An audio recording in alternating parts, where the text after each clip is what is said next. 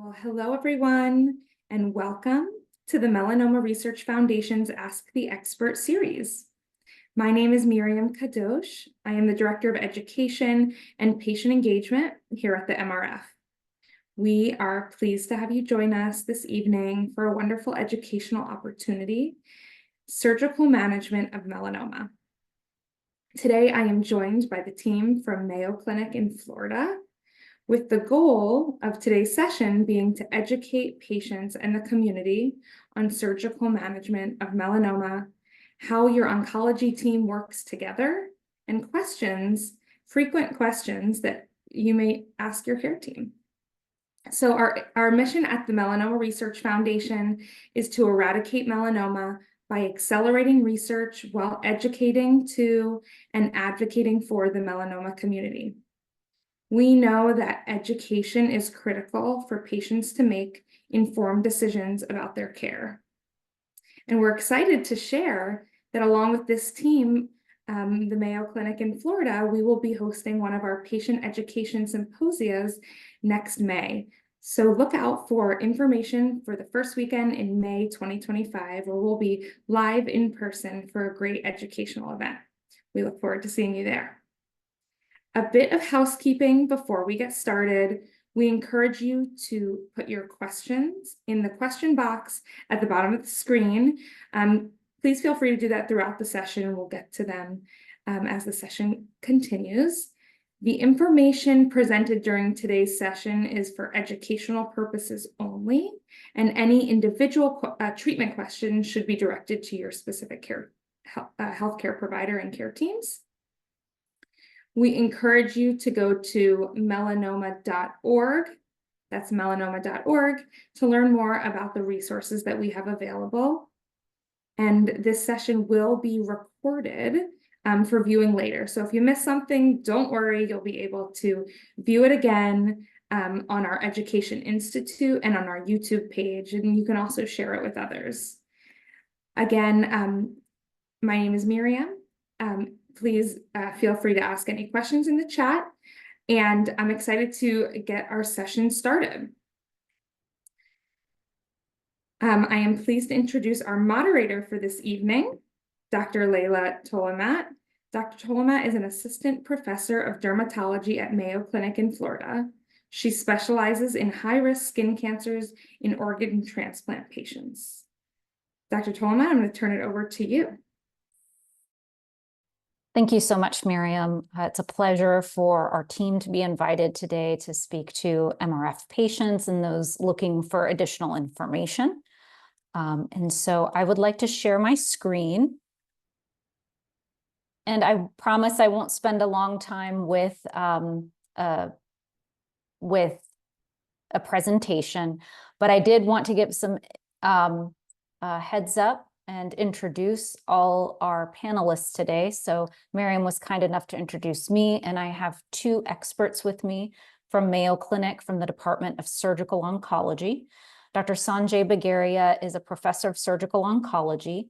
He is the division chair for surgical oncology at Mayo Clinic in Florida, and he specializes in individualizing care for patients, particularly those with melanoma. So he helps to guide decision-making depending on specific tumor and patient characteristics.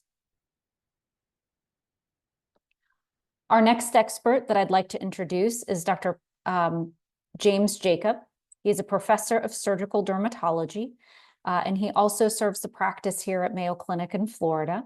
He is a high-volume surgical oncologist, and his primary interest is that of melanoma. He's a leader in disseminating novel techniques, including minimally invasive inguinal lymph node dissection for melanoma. He joins us after several years of practice in Mayo Clinic Rochester to join the warm weather, and we're so pleased to have him as part of our Mayo Clinic Florida team. So as a dermatologist, one of the questions that I'm commonly faced with is, what is melanoma? And so as we get started with our talk today regarding surgical management of melanoma, I thought it would be helpful for us to take a step back and talk about, well, what is this cancer? So melanoma is a cancer of pigment-producing cells within the skin, and those are called melanocytes. And so you can see a drawing of the melanocyte here, and it's got these projections. The melanocyte makes melanin, which is a protective pigment. And that pigment melanin is transported through these small vesicles that are called melanosomes. And those go down the projection and into the main type of cell in the skin called the keratinocyte. What the keratinocyte does with the melanin is aggregate this above its nucleus. And the nucleus of the cell contains very important genetic information called DNA. If the ultraviolet rays from the sun reach the nucleus, they can damage your DNA. That damage to the DNA can lead to cancer. And so the purpose of melanin is actually to absorb the ultraviolet radiation to prevent damage to DNA. So that is the normal function of our pigment-producing cells. But unfortunately, if we develop cancer within these cells, that turns into melanoma. Under the microscope, this is what a melanocyte would look like. So unfortunately, the cases of melanoma are only rising. And so it's estimated that in 2024, there'll be 200,340 cases of melanoma diagnosed in the US. And this is an increase of 7.3% compared to previous years. About 1 person an hour will die of melanoma within 2024. So that's over 8,000 people in the year. And again, that's a significant increase from prior years. If we continue at this current pace, it's projected that melanoma will become the most common cancer to affect men and the second most common cancer to affect women. So who gets melanoma? And I think that we have a good understanding of that. And I share that with our patients so that they can be aware and be appropriately screened. Patients who have light complexions, red or blonde hair, those who have light eyes, those who have had heavy freckling, especially from heavy sunburns, and those who tan poorly are at higher risk for melanoma. There's also some factors that are more genetically determined. So those patients who have a family history of melanoma, they have moles that when they're biopsied have some atypical features, and we call that atypical nevi. Those who have more than 50 moles, and those who are born with a large birthmark, those are more likely to develop melanoma. So a common question that's asked after patients learn a little bit more about what is melanoma is, how do we come to the diagnosis of melanoma? And so that typically happens within the dermatologist's office. Patients may present with a new brown spot that's changing, or maybe they saw their primary care physician who said, hey, you know, I'm worried about that spot, please get it checked. So melanoma are typically brown in color. Although they don't always have to be. And education that's really important for diagnosing melanoma are the ABCDEs of melanoma. So we use these to guide us in detecting a melanoma with our naked eye. So A stands for asymmetry, where one half of the spot doesn't match the other. So you can see if you were to draw a vertical line on this mole, one half certainly doesn't look like the other. B stands for border. So instead of having a nice round mole or one that's oval, you will see here that we have notched and irregular borders, and sometimes the borders can kind of bleed and fade into the background. Those would be all warning signs. C stands for color variation. So instead of having a solid medium brown or dark brown mole, you may see a mole that has multiple colors: black, gray, pink, red, tan, etc. D stands for diameter, and so melanomas are more likely to be bigger than an eraser tip of a pencil. But the other thing that I like for D is D for different. So I often tell patients I look for the ugly duckling sign, meaning the mole that just doesn't seem to stand out against the background. And then finally, E for evolving or changing over time. And so this usually takes history from the patient to let us know that they've noticed changes and it hasn't stayed stable. So this is a perfect picture of a melanoma. They're not always so obvious to detect, but you can see this has all the features. It's asymmetrical. It's got irregular borders, many different colors, bigger than an eraser tip of a pencil. And although we can't ask this patient, my guess is it probably was changing over time. This is another picture of a melanoma. This is taken from the side of the forehead. And you can see that this is a large brown area on the skin. It has two tones, so kind of the light brown and the dark brown. It has irregular borders. It has the color variation, as I mentioned, certainly bigger than an eraser tip of a pencil. This is another spot, and I wanted to show this picture as a good example of the ugly duckling sign. So you can see this patient has otherwise really healthy skin, and then you see, bam, this dark spot, which has irregular borders, it's asymmetric, and multiple colors. And finally, this is a more advanced melanoma, and the reason that I say that is because it's raised off the skin. And also another important feature you can see is that it's ulcerated. And what that means in medical terms is instead of the overlying skin being intact, the overlying skin is not present there. And so the patient has a sore on the melanoma.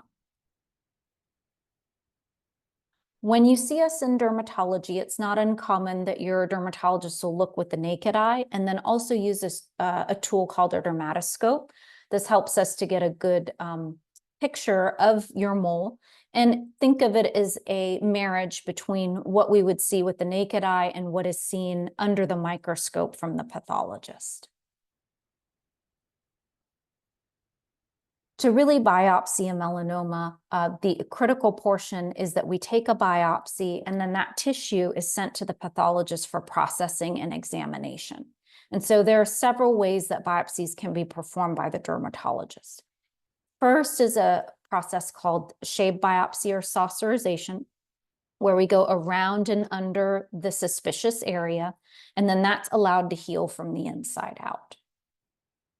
Another technique that can be used for smaller areas is to use a circular blade called a punch biopsy, and that removes the suspicious area, and then it allows us to put a stitch in so that it can heal more quickly. And then finally, depending on the lesion being larger in size or really the concern for melanoma, another technique is called an excisional biopsy, where we use a scalpel blade to cut not only the skin lesion out, but take a safety margin of normal skin around the area. And then this allows us to close it with sutures, and then we send that whole tissue off for pathologic examination. So now that I've covered some basics of melanoma, what is melanoma and how it's commonly diagnosed, I want to start moving into some of the topics which we'll ask our surgical oncology experts to help us answer. And so I think first what's helpful is really to talk about what are important pieces of information that patients should take from their pathology report if they are diagnosed with melanoma. And just to set up the conversation, I'm going to pull up this generic pathology report just to show what it may look like if a patient has this in their electronic medical record. So Dr. Jakub, if you wouldn't mind, could you comment on what pieces of information you think that patients should focus on with their dermatopathology report? Great. Well, thank you, Dr. Tolaymat. And I think you're going to stop sharing the screen. Yes, correct. Thank you. So when I meet with a patient, the most important thing I see in the pathology report that I discuss with them that drives most of the care is what we call the Breslow depth. The Breslow depth is how deep in millimeters, measured by a microscope, the melanoma is. A millimeter is very thin. This is microscopic finding. So a millimeter is about the thickness of a dime. So it would take 25 millimeters to be 1 inch to give you a sense of that. So when we talk about melanoma, we broadly classify melanoma as thin, and that's less than a millimeter on the microscope. Again, not how big it is on your skin, but this is a microscopic finding on the biopsy. Thick is a melanoma deeper than 4 millimeters, and melanomas in the middle between 1 and 4 we call intermediate. So that's our broad classification, and that drives a lot of the management. Another feature that's also very important, as already discussed by Dr. Tolaymat, is if the melanoma is ulcerated. That'll also be specified in the pathology report. You may see something in your pathology report called a Clark's level. We sometimes take that into consideration, but the reason I bring that up is because of a lot of patients will misinterpret the Clark level as their stage, and the Clark level is not your stage. So I just want to put that out there. And then that's the final feature I would mention that we sometimes take into consideration, most often for thin melanomas, is the mitotic rate, the mitoses, and that's when the pathologist sees under the microscope cells that are dividing.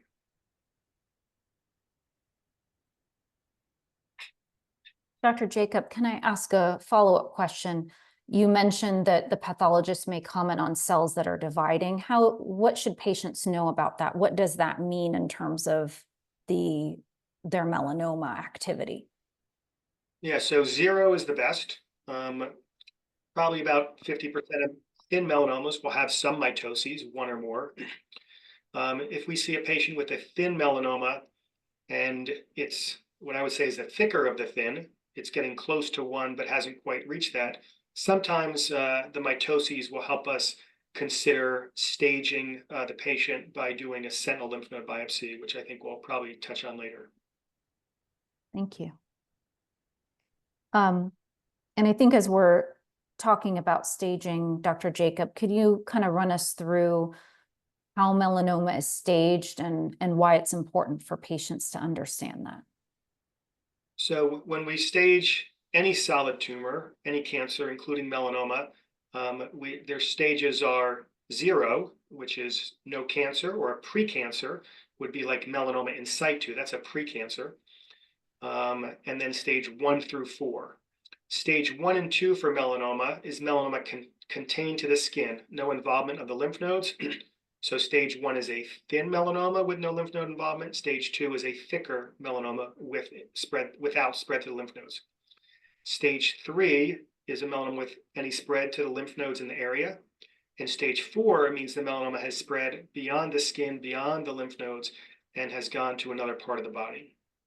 Most melanomas, fortunately, diagnosed today are thin melanomas.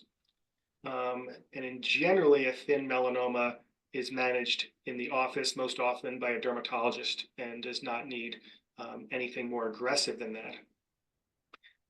In terms of staging, there is a procedure which we perform for patients who have melanomas typically thicker than 1 millimeter, and that's called a sentinel lymph node biopsy, which again, I think we can touch on when we get into the surgical management. And the last component of staging, aside from a physical exam, is sometimes we'll do some imaging if a patient really has a very, very thick melanoma or melanoma that's obviously on exam spread to the lymph nodes. Then we're concerned about possible spread to other parts of the body that we can't see or feel. And then often a PET scan would be obtained. But for a thin melanoma or a melanoma that hasn't spread to the lymph nodes, we typically don't perform that. Thank you. And, I think kind of starting to jump in here to surgical management, maybe I'll shift and ask Dr. Bagaria, but how do you typically handle early stage melanoma? Maybe give us some guidelines in terms of that approach. Sure. So thank you, Leila, for that question. So when we have an early melanoma that's thin, so less than 1 millimeter, I think the first thing that we do is see where it is on the body, because that can dictate how much skin you may or may not be able to take. And so that's the first thing that we do. And then we typically go for a margin of 1 centimeter. So we want to cut the melanoma out with a 1 centimeter margin. So what that basically means is that we need to cover and take out normal skin around the melanoma, measuring 1 centimeter around its entire circumference. And when we cut the melanoma, we're going past the skin. We're going to go into the fat that is behind the skin and remove that. We don't cut muscle. We don't cut bone. We're just taking the skin and the fat behind the skin just up to the muscle, but not including the muscle. And if I the melanoma, yeah, and Dr. Tolaymat, you may be able to comment on where we cannot, let's say, achieve that kind of margin. yeah, Maybe a that's what, yeah, place that on would- the nose or the eye, near the eyelid. How do you handle that in dermatology? Because sometimes we send them to you for that. correct. And not necessarily specifically to me, but to my colleagues who are called Mohs micrographic surgeons. And so that's a special technique where the skin is processed immediately with some special stains, so stains that pick up melanoma cells. And the idea is that they take and test the tissue until they've determined clear margins, and then they're able to repair it. So it allows us to take less of a margin in order to have tissue sparing in areas like the nose or the eyelid where we just don't have the generous 1 centimeter margin that we can take. But certainly our Mohs surgeons, are judicious about that. Wherever we can take a good margin, we try to, just for, appropriately meeting guidelines. And I think it's important to note that the reason why we take 1 centimeter versus less is that we're trying to avoid the probability of it coming back in that area. So if you just go right along the edge of the melanoma, and even though the margin may be clear, there is still a concern that can come back. And that 1 centimeter gives us a buffer around the melanoma to allow it to feel comfortable that we've removed it and it won't come back. Thank you. So I was going to turn this back over to Dr. Jakub, but we've discussed early stage melanoma where either that's taken care of by the surgical oncologist or perhaps the Mohs surgeon in areas where we can't take a margin. How about for treatment of melanomas that are deeper than 1 millimeter? What is our strategy there, and how is it different? And was that to me? Yes, sir. All right. Thank you. So for melanomas deeper than 1 millimeter, then we're going to go with 1 centimeter or possibly 2 centimeter margin based on the Breslow thickness that we talked about before. So those margins can get pretty wide. And so we're thinking about all around it and every dimension, 1 inch or 2 inches, almost, I mean, a half an inch or 1 inch, essentially. And so as Dr. Bagaria outlined, sometimes that can become near critical structures or just hard to close. We have a trial open right now.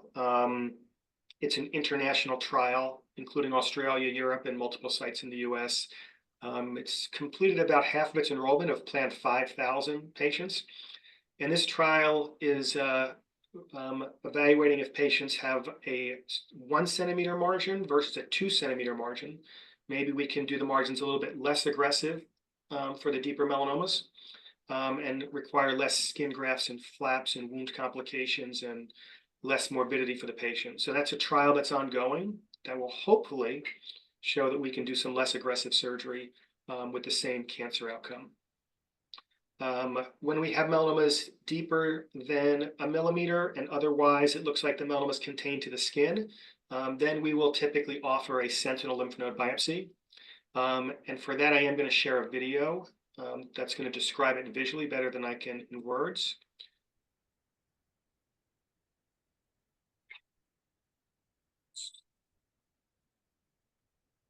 Okay, so I'm going to play this. Hopefully everybody can see that. The thicker a melanoma becomes, the greater the risk of it spreading into the lymphatic system and lymph nodes. Unless the lymph nodes are enlarged and visible during the physical exam or on imaging tests, the only way to accurately determine whether cancer has spread to the lymph nodes is to remove the lymph nodes. The path of the initial lymph drainage and extent of tumor spread can be determined by locating the sentinel lymph node, the first node that filters lymph fluid draining from the melanoma. In some melanomas, tumor cells can travel in more than one direction within the lymph system. Sometimes there is more than one sentinel lymph node. To determine the location of the sentinel node or nodes before surgery, a radioactive material is injected into the skin around the site of the original melanoma. The radioactive substance travels through the lymph channels and collects in the sentinel node. A body scan done several minutes after the injection identifies the sentinel node's position. To help view the sentinel node during the operation, the surgeon injects a blue dye into the skin around the melanoma. Like the radioactive material, the dye also drains by lymphatic channels to the sentinel node. A small incision is made near the sentinel lymph node. The presence of the blue dye and an instrument that detects radiation allow the surgeon to identify the sentinel node. The node is removed and sent to a pathologist who slices it into multiple pieces. Each slice is examined under a microscope for melanoma cells. Special stains also are used to help visualize even a tiny number of cancer cells. If melanoma has spread to the sentinel lymph node, the other nodes in this area are surgically removed to be certain they do not contain additional melanoma cells. Okay, so you may have seen that video was from 2006. So we've been doing this for quite a long time, and it's a pretty well refined process, very accurate, that we can remove 1, 2, or 3 lymph nodes and really know the status of that lymph node basin. The procedure was originally described actually where Dr. Bagaria trained at John Wayne Cancer Institute back in 1993 or 1995. So some of that video is not 100% accurate, but that's essentially the technique we use for a sentinel lymph node biopsy. And I will say the last thing, because it may come up in the Q&A, there are tests available called gene expression profiles. There are 2. One is called a Decision DX, that's by a company called Castle, and the other is called a Merlin test by Skyline. I have no relationship with these companies, but those are looking at the genes of the melanoma to determine if the risk of it spreading to places like the lymph nodes. Currently, Mayo Clinic, in line with the National Comprehensive Cancer Network, we do not order those tests as routine. I think we all strongly believe that is what is going to be the future, is gene expression profiling. But as of now, the research is not robust enough.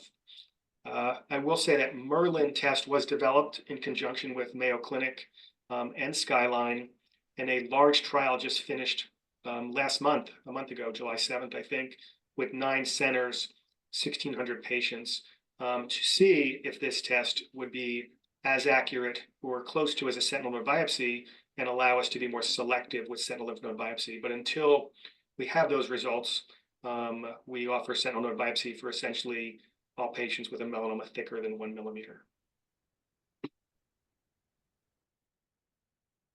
Dr. Jakub, is there any difference between the Castle and the Merlin test that would be important for patients to know? I think right now, it's not really clear if one or both or neither are going to be super accurate or helpful, and if so, in what patient population. Mm-hmm. Castle has been around longer. I think that the thing we're all excited about with the Merlin test is the rigorous science of the study, that it should answer the question and allow us to either embrace it or say it's not helpful. So I think the scientific study design should be pretty definitive and allow us to accept it or not for the Merlin test when it's done. Thank you. Dr. Bagaria, we've discussed the sentinel lymph node, and if we find melanoma within that sentinel lymph node, what are you typically recommending to your patients? Are you recommending more surgery? Do you recommend another treatment option? How are you counseling them? Yeah, so when that video was made in 2000, I think you said 6, right, Dr. Jakub? So at that time, the standard of care was to, if one lymph node was infected, the idea is that the other lymph nodes were also infected, so you should go ahead and remove them. And we did that. That was standard. I just want to stop for a second and say, before the sentinel node, the routine was to take out all the lymph nodes, whether or not there was cancer in them or not. We did not know. And so that was what we did for decades. And it was, with that experience, we only found cancer in about 20% of the patients. 80% did not need to have all their lymph nodes removed. And that was the reasoning behind why Donald Morton, who did the science behind the sentinel node biopsy, spent 20 years researching how to make that happen. So that's like a real paradigm shift in surgery when it came to melanoma, was a sentinel node biopsy. But then what happened was, after that, was another paradigm shift happened by Dr. Morton when the question came up, do we need to take out more lymph nodes? And the answer was no. So that was shown in 2017. So if the lymph node is in the cancer, we don't take out more. To your, I just had to say that because I was feeling I had to say something about sentinel nodes. So the second thing I wanted to mention to your question about what happens if the cancer is in your lymph node. So since 2010, there has been a strong rise in the use of immunotherapy. So you may have heard something called checkpoint inhibitors. And that really has changed the paradigm for melanoma. That was a real game changer when ipilimumab came out in 2010, then pembrolizumab in 2012. And what historically was a dire situation has become a lot more hopeful. And so in the past, when someone had melanoma already in their lymph node, it was a large mass in their lymph node and was identified that way, we didn't have much to offer the patients outside just upfront surgery. And the operations were morbid. They had a lot of issues and complications with them, and they always didn't do well. Patients still had cancer come back.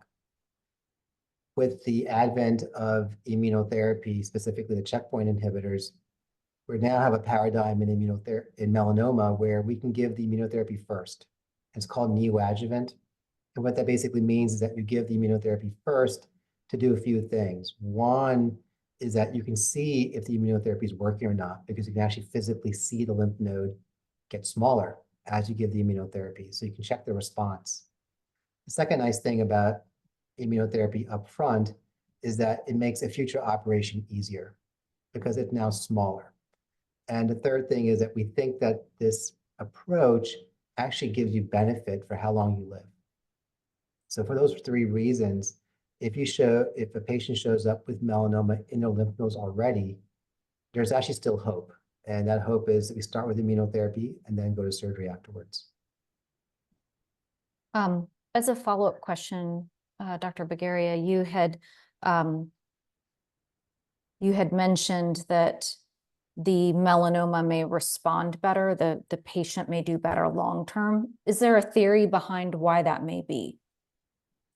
So I think and Dr. Jakub may want to chime in here too, because he's a lot smarter than I am, but I think it's something to do with your immune system being primed. So when you give immunotherapy to someone, what that basically is doing is taking off the brakes and applying an accelerator to your immune system. And if there's cancer present and it sees it and is able to attack it, that attack creates memory in your immune system to fight cancer throughout your body. And the idea is that if you have cancer in your lymph nodes, you probably have small amount of cancer in other parts of your body as well. We may not see it, but those small amounts of cancer now can be potentially treated with that immunotherapy response. And so I think that's their theory behind why giving it makes sense. Thank you. Dr. Jakub, we've talked a lot about surgery, especially lymph node surgery, and Dr. Bagaria had referred to some side effects that could come up about surgery. Could you walk us through what those may be, specifically in terms of the lymph nodes and lymphatics? Sure. So the most common lymph node surgery we perform by far is now the sentinel lymph node biopsy. And that is a low-risk outpatient procedure that's very safe. In saying that, every operation does have some risk. I like to say it's a minor procedure if I'm doing it to someone else. If it's done to me, it's a major procedure. So we do call it a minor procedure, but it's anesthesia, which obviously has some risks. Sentinel biopsy has a low risk of infection, bleeding, and wound problems, and a very low risk of having some swelling at the site of the called lymphedema. With a full lymph node dissection, where we're clearing out the lymph nodes, the biggest long-term risk of that, and what we're trying to avoid by going to sentinel node biopsy only, as Dr. Bagaria described in most patients, is the risk of long-term lymphedema, swelling of that arm or leg. That can be a lifelong chronic problem that can be controlled, and people can live a full and active quality of life. I would say similar to a person who has diabetes or asthma, who can certainly play sports and be active and do things they want, but it's something that has to be managed and taken care of. So I would say that's the biggest risk. With a lymph node dissection, we also place a drain, and the risk of the things I described, wound infection and those things, definitely are a bit higher. Thank you. Dr. Bagaria, you may have touched on this a little bit, but kind of to give another scenario, we've talked about patients who have melanoma and then require sentinel lymph node biopsy. And that's because we, aren't able to detect on physical exam or other method that they have involvement of their lymph node. But let's say that, I diagnose a melanoma and I'm feeling lymph nodes and there's one that's enlarged and clearly has melanoma in it. What's the strategy there? Yeah, so I think that's where the immunotherapy comes into play, where you would start first with immunotherapy and get a response and hope for that response, and then offer the surgery. And so I think that's really what we've been doing over the past few years. Historically, we were not doing that. We were going straight to surgery, but more and more now we're able to offer patients immunotherapy. The response rate ranges between 40 and 60% when it comes to cancer getting smaller, which makes operations easier. Thank you. Dr. Jakub, I'm going to turn over this next question to you. We've talked about wide excisions, sentinel lymph nodes, but there are other treatments that are offered by the surgical oncologist as well when it comes to melanoma. Would you mind talking to us about some of those other treatment modalities? Sure.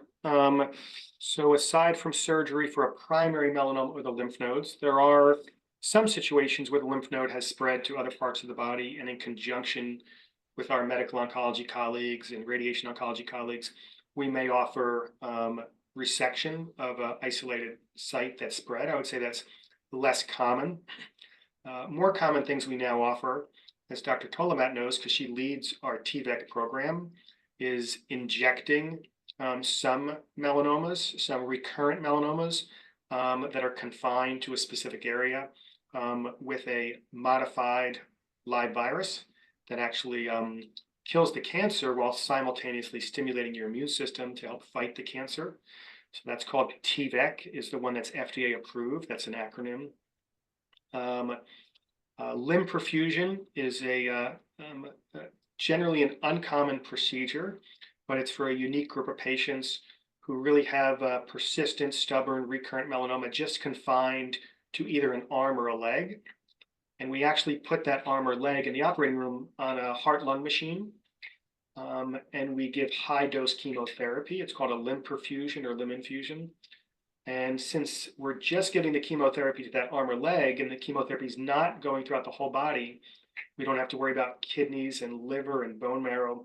We can give chemotherapy doses at about 10 times the normal dose, because your skin and your muscle and your bone tolerates high-dose chemotherapy very well. So that's a unique, very niche specific procedure we offer for specific patients that has a high response rate. And then the last one I will say that really has gotten people very excited, and it was just FDA approved in February, I think, of this year.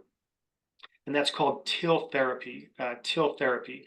That means tumor infiltrating lymphocytes. And so what happens, and Dr. Bagaria touched on this already, is when you have cancer, your body's immune system is supposed to recognize that cancer as foreign, and it's supposed to attack, keep it in check, and take care of those cancer cells. Your body is constantly, your immune system constantly surveying your body on the inside to look for these foreign cells. Unfortunately, cancer cells can be very sneaky, and they can hide from the cancer. They have tricks to do that.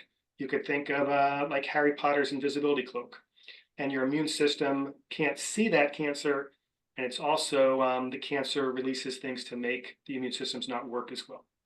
So when we remove a melanoma, as Dr. Bagaria said, the pathologist will often see lymphocytes, your immune cells, mixed in with the cancer. Your immune system's trying to fight the cancer, but it's probably just outnumbered, and the cancer's releasing things, as I said, to not make those cells work as well.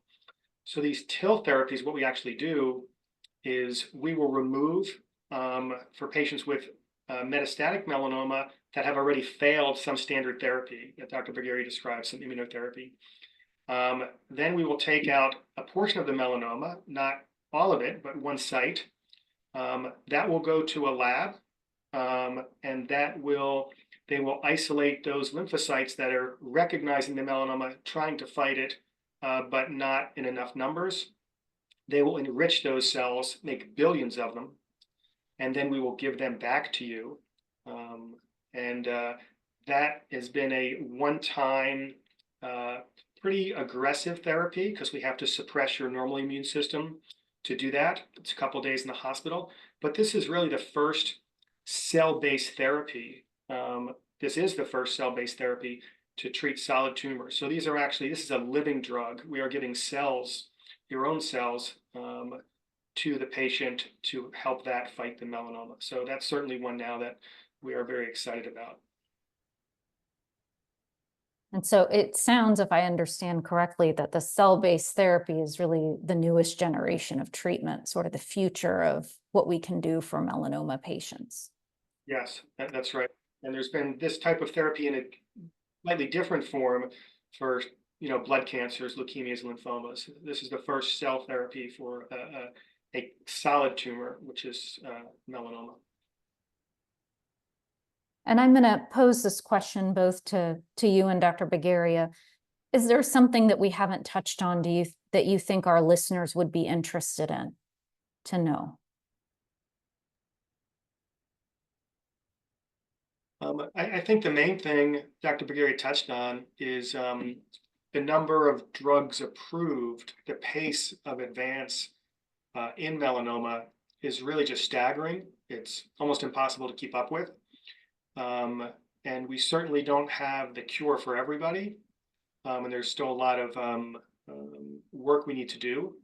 And so clinical trials and research, I think there's been 14 new drugs approved, when before we really didn't have much to offer. And we would tell patients, the classic 6 months for stage 4 disease. And now we use terms we never thought we'd use a generation ago, which is cure. Even some stage 4 melanoma we actually cure. So I think it's certainly a very, very exciting time to be working in this field.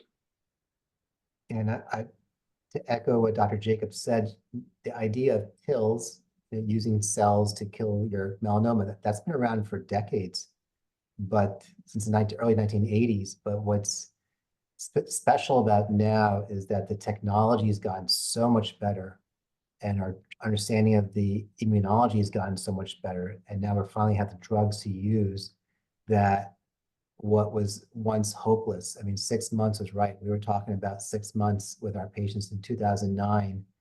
And now 15 years later, it's like a totally different story. And I think that brings a lot of hope to our patients. So I'm really excited about what's happening in melanoma.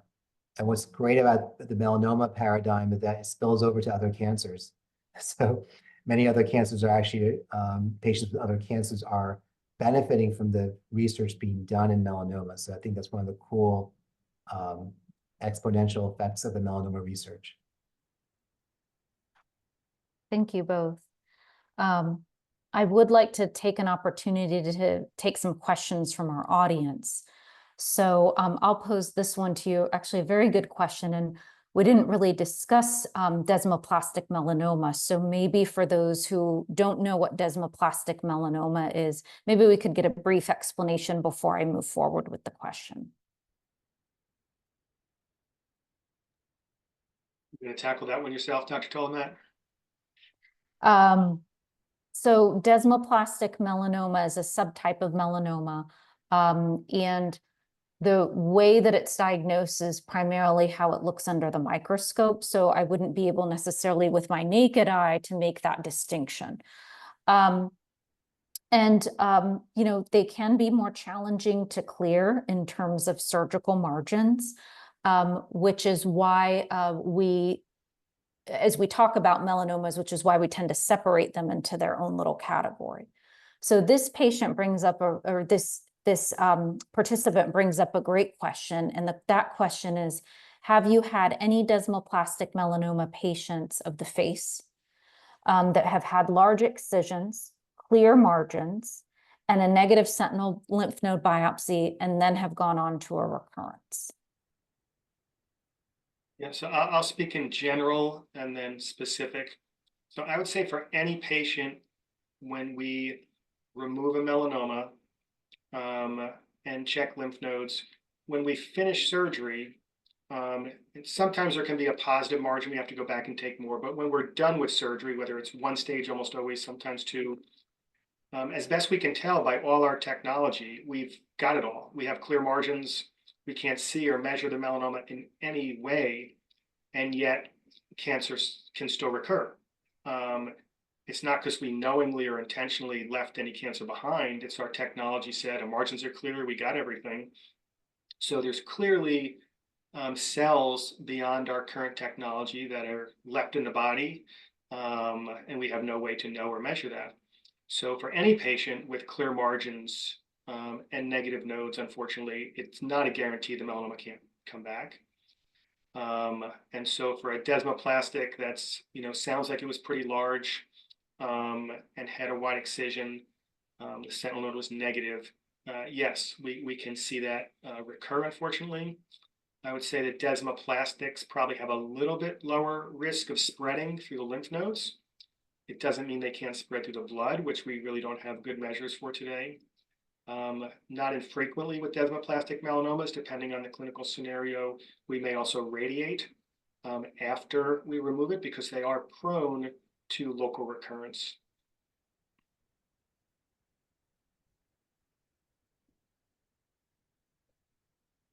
The only thing I'd add to that too is just there are different types of, it's a rabbit hole for desmoplastics. There's different types. There's a pure form and a mixed form. And so the nuances get even harder to tease out. But I agree, like when you see a desmoplastic melanoma, despite clear margins, the risk of it coming back is probably higher than your typical melanoma. Thank you. Next question from one of our attendees is, you know, what guidance can we give for patients who are going in for surgery consultation? What kind of questions should they ask their physician before the surgery? I think understanding the pathologic stage, as we talked about, and based on that stage, how wide is the excision going to be? I think many patients are surprised by how big the excision is and how big the scar is. Can that scar get closed primarily? Is it going to require a flap or skin graft? I will typically draw on my patients. I will typically draw a 1 centimeter margin, a 2 centimeter margin, and, you know, explain why we're doing one or the other.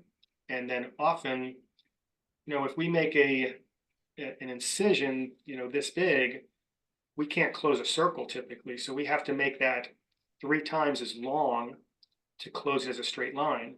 So I usually draw that out for a patient so they kind of know when they wake up, they kind of know what to expect. You know, certainly a surgeon's going to talk to you about potential complications. Yeah, I think post-operative pain is a question we get, and those are definitely what we address. What to expect is surprisingly I find many of my patients, the bigger scar is not the one that hurts. It's the one where the lymph node was taken out, which is much smaller. And the reason why I think that's so is there are more nerves in your skin, under your arm or in your groin, and that's just why you're ticklish. And so that is a classic, you know, where my patients have a long incision and a small one, and the small one's what bothers them. And typically you can treat it with Tylenol or Advil, maybe a narcotic for a couple of days, but most people are able to get through it after a few days. Thank you. We have another question from a patient who, proposes if you had a diagnosis of a melanoma with a Breslow depth of 0.2 millimeters, would they expect to be offered a sentinel lymph node biopsy? Well, someone did a phenomenal job finding that melanoma, because that is super early. And that is a very thin melanoma that we would recommend surgery alone for. So, excuse me, surgery of the melanoma, not any lymph node staging, not any lymph node surgery. And I mean, the other question could be, so at what number do you start recommending versus considering sentinel node biopsy, Dr. Jakub? Yes, so anybody over 1 millimeter Breslow, 1.0, we typically recommend a sentinel lymph node biopsy unless they have other major medical issues that it's not safe for anesthesia. And then most thin melanomas do not, as this individual asked. The melanomas, I would say, where the most controversy is the thicker of the thin. And so that's the ones that are like 0.8 to 1, 0.8, 0.9, close to 1. And those are the ones we discuss. And we do have some Mayo Clinic guidelines, but that's an area of a little bit of controversy. One question I get asked sometimes is, even if a patient has a melanoma that's more than 1, they ask the question, well, what happens if I don't do the sentinel node biopsy? Because if you think about it, at a 1 millimeter melanoma, the risk of it being in your lymph nodes is about 10%, but that means a 90% chance of not being in your lymph node. And so how do you approach that number? And I think some of it comes down to a person's general health. So if they're super sick already with other problems, maybe melanoma is not the most important thing. And second could be like their risk tolerance. And for those patients who I recommend sentinel node biopsy for, who don't want the lymph node, they ask the question, well, what happens if I don't do it? And the answer is that if you fall in that percentage where the lymph node does have cancer in it, but we don't know today because we can't do any imaging to see it, but it's hiding in there, and you leave it alone, it typically shows itself up in about 2 to 3 years. It'll show up as a mass under your arm or in your neck or in your groin. And when it does that, your chances of surviving go down dramatically. And so leaving it in your lymph node for those 2 to 3 years does hurt your survival, your ability to live long life. And so that's what we tell our patients is, expect to see something in about 2 or 3 years if it's in your lymph node. If it's not in your lymph node, great call. But unfortunately, right now, we don't have ability to make that call without doing the lymph node biopsy.